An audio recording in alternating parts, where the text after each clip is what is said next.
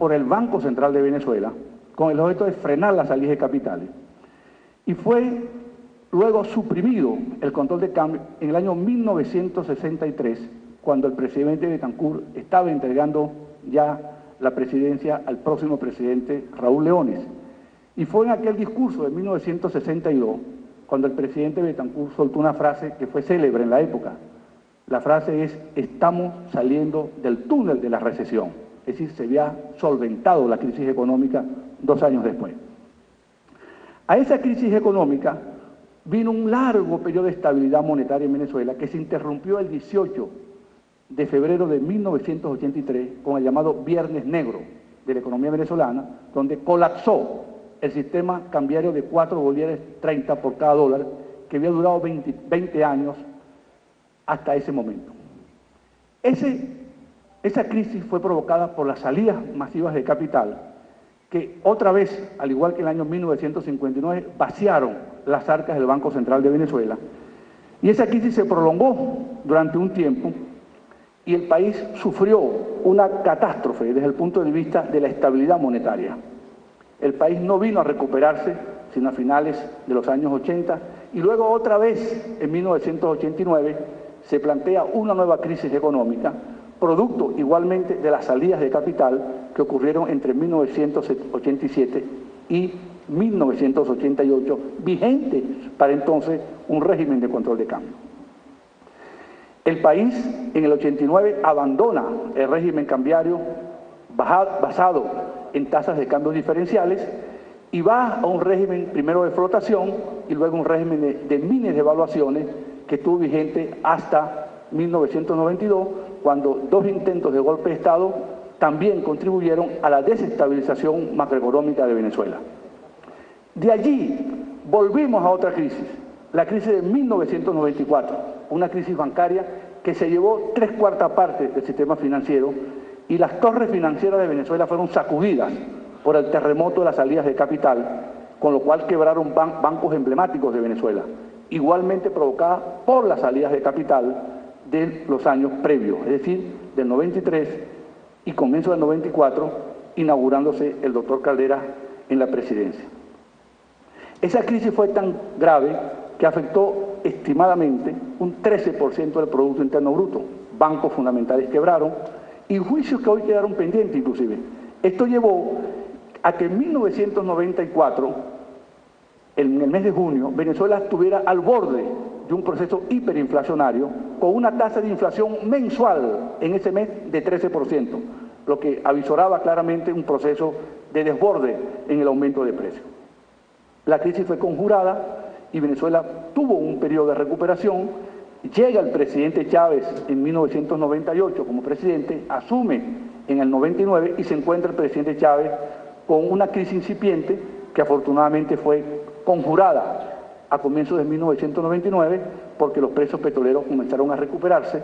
El presidente Chávez tenía un gran apoyo popular, un gran apoyo parlamentario y la economía empieza a estabilizarse y es en el año 2003, 2002 y 2003 cuando otra crisis empieza a ser de las suyas en la economía venezolana. Pero esta vez la crisis no se da exclusivamente por la salida de capital, sino se da por acontecimientos políticos que luego deviene en un golpe de Estado que depone transitoriamente al presidente de la República y luego el presidente es repuesto en su cargo en el 2003, en abril del 2003, y asume el presidente.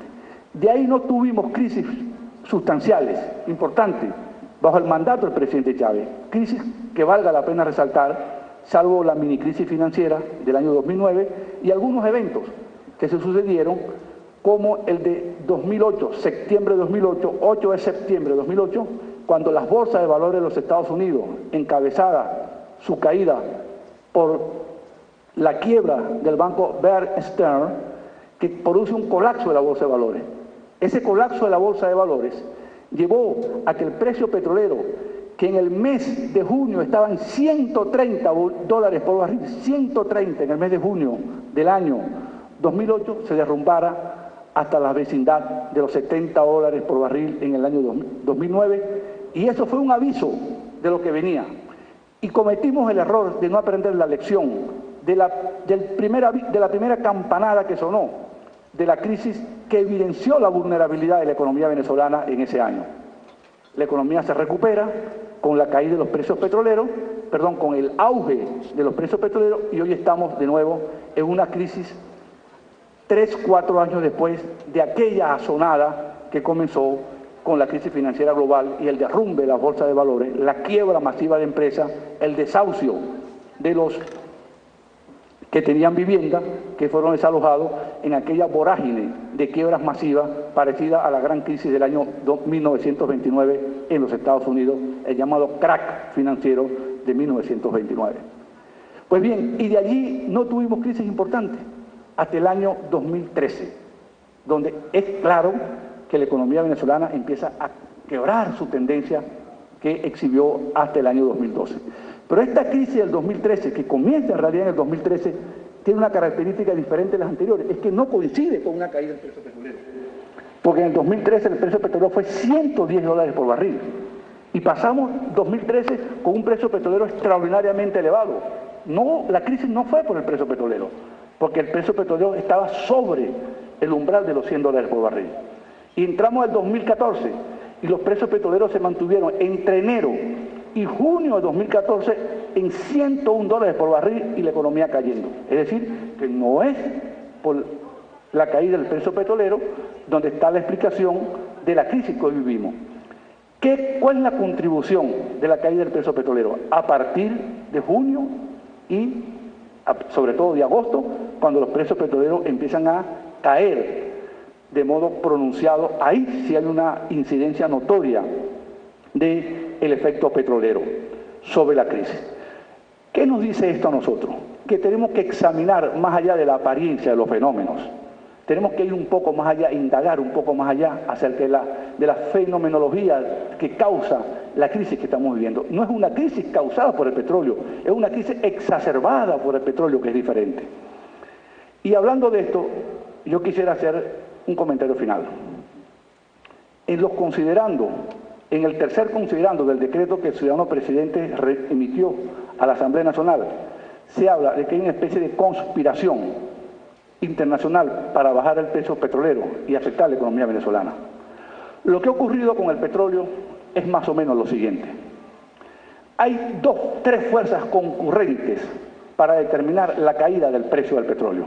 En primer lugar, que los Estados Unidos, a través de una técnica que ya se conocía en Venezuela por Petróleos de Venezuela en los años 70, ideada por el ingeniero Arnold Falkenberg, que fue uno de los gerentes de proyectos de PDVSA, que se llama la fractura hidráulica, en inglés llamado el fracking, que es el uso intensivo de la fractura hidráulica en la parte más profunda de la roca donde están los yacimientos para encontrar petróleo más allá de las cuencas ordinarias. Eso ha permitido que los Estados Unidos agreguen más de 1 millón de barriles de petróleo diario en los yacimientos que están en Dakota del Norte y Dakota del Sur en los Estados Unidos. Y, por otra parte, Arabia Saudita ha estado reticente, lo mismo que Rusia y lo mismo que México, para disminuir la producción petrolera. ¿Por qué? Porque la experiencia de los sauditas en los años 80 era que cada vez que sacrificaban la producción de petróleo, la cuota de mercado que ellos dejaban se lo ocupaba Rusia, y Rusia se transformó en el principal productor de petróleo. Esa es la causa desde el punto de vista de la oferta.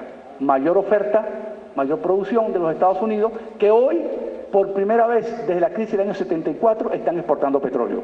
Porque con el gobierno de Nixon, que es cuando viene la crisis financiera, y luego el gobierno de Gerald Ford, se prohibió que los Estados Unidos exportara cualquier barril de petróleo. Ahora están exportando petróleo y son los Estados Unidos hoy el principal productor de gas del mundo y están exportando gas, y ahí viene una de las grandes explicaciones de por qué la economía de los Estados Unidos hoy tiene mayor ventaja competitiva que las europeas, inclusive las asiáticas, porque tiene el gas más barato del mundo, más allá de los yacimientos que puedan haber en Sudamérica y ahora en Argentina con el yacimiento de Vaca Muerta y la roca salina de Brasil, de Sao Paulo, que se han considerado los principales yacimientos no explotados de petróleo. Desde el punto de vista de la demanda, tenemos una economía china que está creciendo menos.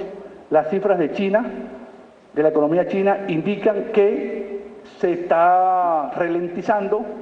Las cifras que publicaron esta semana muestran que China por primera vez creció a un ritmo menor del 7%, lo que ha hecho que la demanda de petróleo haya disminuido. A ello se agrega el estancamiento de Europa y de otros países asiáticos que están demandando menos petróleo. Y el tercer elemento es la apreciación del dólar.